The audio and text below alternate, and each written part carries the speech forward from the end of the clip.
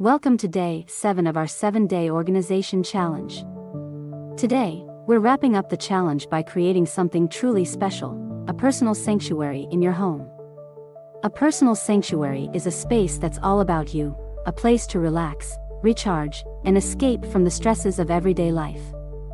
It's your very own retreat, right at home. Step 1, choose your space. It could be a quiet corner in your living room, a nook by the window, or a section of your bedroom. The key is to pick a spot that feels peaceful and is away from the hustle and bustle. Step 2, declutter and simplify. Remove anything that doesn't contribute to a sense of peace and relaxation.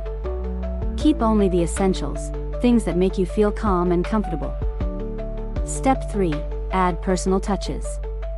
This is your sanctuary, so fill it with things that bring you joy, a cozy blanket, soft pillows, a favorite plant, or ambient lighting.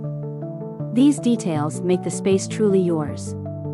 And there you have it, your very own personal sanctuary, a space where you can unwind, relax, and recharge. Remember, having a sanctuary is about more than just physical space. It's about creating a mental space where you can truly be yourself.